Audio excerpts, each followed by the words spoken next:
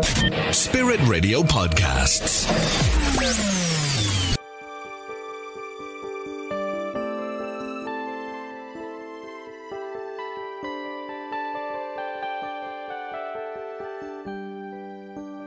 Last Friday, 24th of April, was the 105th anniversary of the Armenian Genocide. The occasion was marked at Christchurch Cathedral in Dublin, and we announced it here on air. Our next guest would have been there only for the COVID-19 restrictions, so he, like many others, joined via webcam link. With me now to tell us more about the significance of this commemoration, I have Dr. Paul Manook. You are very welcome to the show, Paul. How are you? Thanks very much indeed. Good morning to you, and good morning to all those who are listening. And thank you for having me today. I'm very grateful indeed to Radio Spirit Radio, and we regularly pray for you all. Thank you so much. Thank you so much. So first of all, Paul, can you remind us what the Armenian Genocide was? The Armenian obviously lived in the regions what is now called Anatolia for centuries. So we know today as Eastern Turkey. So Armenia was the first country to adopt Christianity in 301 AD. And their faith and work ethic was renowned. They have approximately 2,300 churches and monasteries. And due to these religious and ethnic differences, there was always tensions in the region. And obviously, there was well known, like, for example, Hamidian massacres in 1894 to 1896. It was well known, nearly 300,000 died. And a journalist by the name of Emil Joseph Dillon, who was a war correspondent, he reported extensively on this. And there was another one, which is it's called Adana massacres in 1909.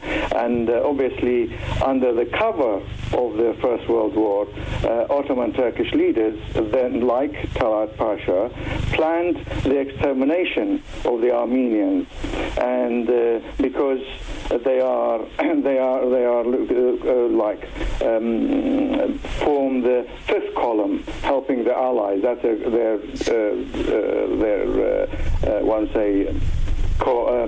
reason they're given. So can I? Sorry for interrupting you there, Paul. Can I just ask you what reason do they have to want to commit this genocide?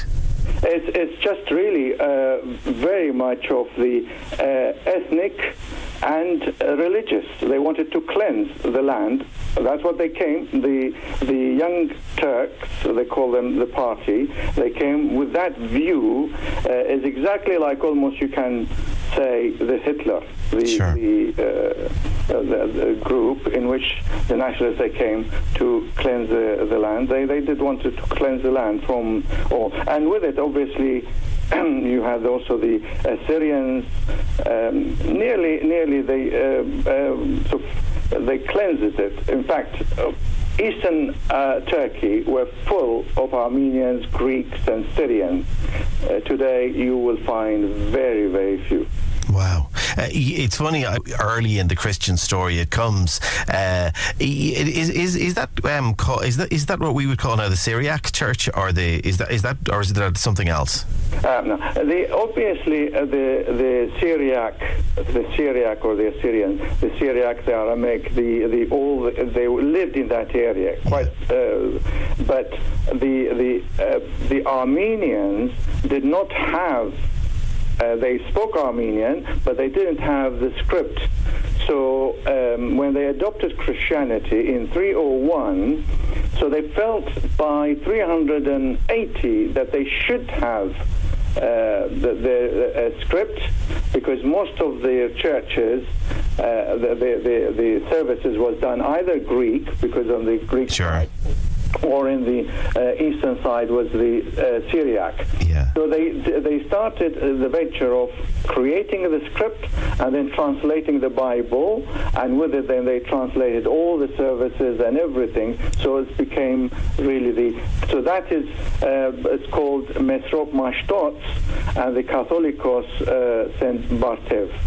It was very, very well known, and it's by 431 AD, the Armenians had a complete Bible, Armenian Bible. Yeah. They are, if you can say, they are the third or the fourth nation to translate the Bible from the Greek and from the Hebrew. Gotcha. And it is well trusted translation. So moving things forward back to the Armenian genocide, is it known how many people died in the end? What was the final number? Do you know?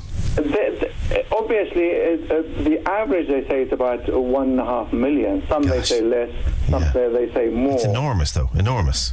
Huge. 1.5 million Armenians died because of the starvation, because of mass killings, because of disease, and they walked the desert. The desert of for example, Deir Zor, the desert was a perfect concentration camp. You didn't have to build anything. You just pushed them in that area, and that was a concentration camp for them. And so they walked.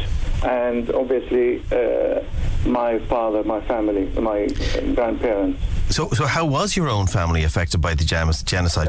Can you tell us about your own father's memories? Yes, I have. And in fact, I videoed my father. Oh, I have a record on it, on video. And wow. I'm so glad of it. They didn't tell us about what they have gone through. Sure. But because of I had children, I wanted to know his childhood.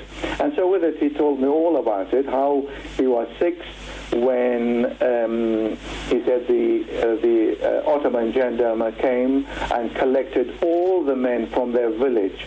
They called Besmi, and today is a big city actually, in the eastern Turkey, and they collected thousands. He said that he followed his father like a long queue and so on. So thousands of them, he said. They've taken all the men, young and old, and said they want them for war effort. But he said, that's it. That was it. Obviously, the grandmother realized that is a trick. They are going to kill them, and so the next day they left everything. They took nothing. My grandfather had orchards. He was a farmer, sheep farm, and he is a lovely man. He was a Catholic, a very, very devout Catholic, and so he was taken to be, I guess, with all the men to be killed and buried, mass burial. But my grandmother and the rest, I think, but with the 4 sisters and my father, who is 6 then, they left and they walked and they walked and they walked. My father described to me, people who were, I don't like to describe it on the radio, it's very, very painful. But one of the things which I am upset and always I think of is my 2 youngest aunties, and whom they couldn't walk anymore, and my grandmother couldn't lift them up or couldn't help, so she wanted to save father, to keep the line of her husband, and so they left and died, I guess, in that desert. Awful story. So in a way, you're describing kind of how the Armenians got dispersed around the world. I mean, are Armenians living everywhere? Do they go to? Very interesting you say that. That's a very good question. In fact, that is where I feel historians should think about. Before the 1915, like there were 1,000, just 2,000 here and there and so on. Yeah, they moved either with education or with this, because they would go to France, to Germany, to UK and Europe to study. University, when they were even in Turkey. Most of the civil servants in Istanbul, then Constantinople, was quite a lot of them were Armenians. Doctors were Armenians. politicians, and so on and so forth. So, but after the genocide, right, exploded. You have Armenians in Brazil, in Argentina, in Paraguay, in Uruguay, in Peru, in Chile, and in USA, in Russia, in UK, France, Germany, and the rest of it. The biggest, obviously,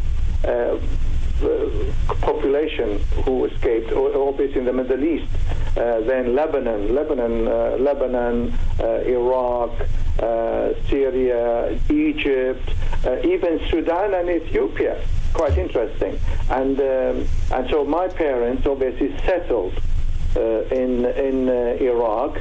Once they touched the Iraqi northern border in the Mosul area, and they were escorted by the British Army, and by about, I would say, 1920, they settled in the south of Iraq, which is Basra, where we grew up and so on. Yeah. It's so in a way what we now call the Republic of Armenia. Do Armenians around the world regard Armenia, the Republic of Armenia, as their homeland in some way? I think very interesting that yes. Obviously, Armenia. For those who are listening, Armenia was a republic within the Soviet Union for nearly 70 years. Till 1991, when they got independence. In fact, they celebrate their independence on 21st of September each year, and I thank the Lord for that. But naturally, with it, obviously, came the various things. But majority of Armenians, faithful to the nation they live, say, I am here in Ireland. We call ourselves Irish Armenians. In the USA, American Armenians. Sure, yeah. In Iraq, Iraqi Armenians. Absolutely. In France, French Armenians, and so on. So, but with it, so many regard Armenia as their homeland. In a way, it's like almost the Irish, to an extent, our friends I have. Absolutely, yeah, very similar. It rings true. It's very so. Look, we're kind of out of time, but why do you think, just as a final thought, Paul, why do you think it's important that we don't forget the Armenian genocide? I think very interesting. The Hitler, when he carried his extermination of the Jews, he said it clearly. Who remembers the Armenians? Who remembers? Why? Because they didn't. They're completely forgotten. The Armenians, all those who died and so on, no one. So with it, he carried it out systematically. And the same thing then we saw again, the Rwandan. And I think I believe it is a subject to be taught in schools and so on, because to remember, the Bible is very clear on it, to remember all the time. And I think by remembering, we will then I hope we take that action to avoid such happening ever again. I pray for that. Absolutely. Dr. Paul Manook. Lemkin, by the way, defined the genocide on the Armenian killings between 1915 and 1923. And in fact, we were going to have someone speaking on the subject on the 24th, Professor Becker, to speak on the Lemkin and his definition. Absolutely. For the Armenian genocide. Okay, thank you for talking to us so much today, Dr. Paul Manook there. Thank you so much. God bless you.